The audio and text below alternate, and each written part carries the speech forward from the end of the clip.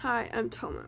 I'm currently dealing with a high fever at the moment, so bear with me while I make this video. So, I'd actually heard of Jonestown a long time before my group decided to do a project on it, and I think the story stuck with me for two reasons. Number one is that there was something about the story that I didn't fully understand, and then the second reason was because to an extent I could relate to it. The main thing that I didn't understand about Jonestown was why so many seemingly happy, good people would decide to abandon their families, follow a man who abused them, and then end their own lives. Like, that's not normal. The media of the time told a story of a cult. They said that the cult members were insane, and I think doing so distanced the general public from what was really going on behind the scenes. The reality was something a lot more personal. I think that for me, watching the documentary humanized the Jonestown members, so now I think of them less as a cult and more as people who needed somewhere to belong and something to believe in. I know what feeling out of place is like, and it's not a good feeling. So while I wouldn't do what they did, I at least come from a place of understanding after watching this documentary. I think that I can relate to the people of Jonestown, at least to an extent, because of how I was raised. Mormons or members of the LDS Church are good people. They're very firm in their beliefs, but they're definitely exclusivists when it comes to religion. They believe in absolute truth and never deviate from it. Fellow members of the LDS Church actually kept each other on the right track. So in this way, being LDS was an identity. Being part of a like-minded group of people with the same principles and a passion for what they believe gave me community. So in this way, I can relate to the people of Jonestown. I would say that my main takeaway from watching this documentary is that you become who you surround yourself with. I also learned that identity is always changing. So every day I'm a new person, and the biggest reason for this, in my opinion, is who I choose to surround myself with. And this kind of came out when I was watching the documentary. In terms of my cultural identity, this has definitely been the case. Ever since I was little, I always felt more connected with my Lithuanian side than my American side. However, I didn't get to interact with many other Slavic people just because there weren't that many in the area I grew up in, so I defaulted to expressing my American side more. But now that I'm in Harrisonburg with a much bigger Slavic community, this has changed.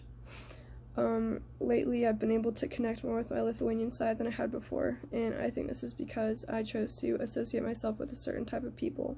This is just one example of how my identity changes to match the average of the group that I'm a part of more closely. Another way is through my religious identity. I noticed that has been changing in the same way. So when I grew up, I was surrounded with LDS people, and I felt strongly about my faith in the LDS Church. But now, since I'm interacting more with Slavic people in Harrisonburg that go to a Russian Baptist church, I feel more closely connected with Russian Baptist beliefs. Currently, though, I would say I believe some aspects of the LDS Church and some aspects of Russian Baptist Church.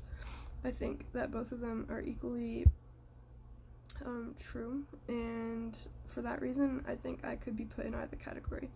You could label me as Russian Baptist or as LDS, but right now, because I am interacting more with the Russian Baptists, I identify more as Russian Baptist. Like myself, I believe that the people of Jonestown identified with multiple groups or beliefs before they joined Jim Jones and his mission. I think they each had their own unique identity before they decided to surround themselves with that extreme group.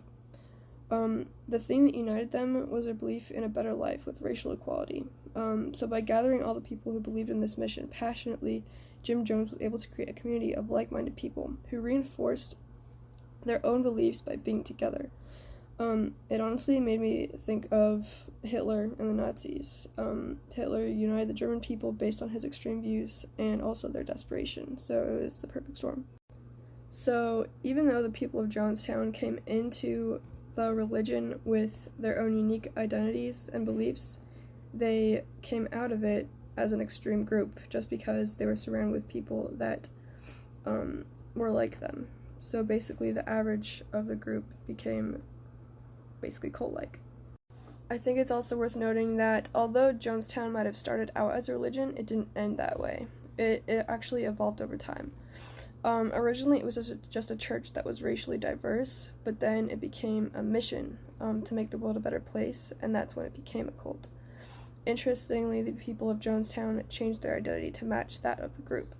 So Jonestown was changing over time, but people themselves were changing over time as well to match their surroundings. So in summary, I really believe that identity is fluid and that people have an influence in who they are and who they become. Being around people that share our beliefs is powerful, but everybody knows that with great power comes great responsibility. On one hand, we can accomplish great things as a group, but on the other, it can be dangerous in the wrong hands. I personally believe that Jonestown is a warning to us in the modern day, a warning against following the average blindly and polarizing ourselves as a community. While there is comfort and belonging in finding a group that you identify with, it's a double-edged sword. What happened in Jonestown was a real tragedy. The best we can do is learn from all those who lost their lives and not be afraid to voice our diversity.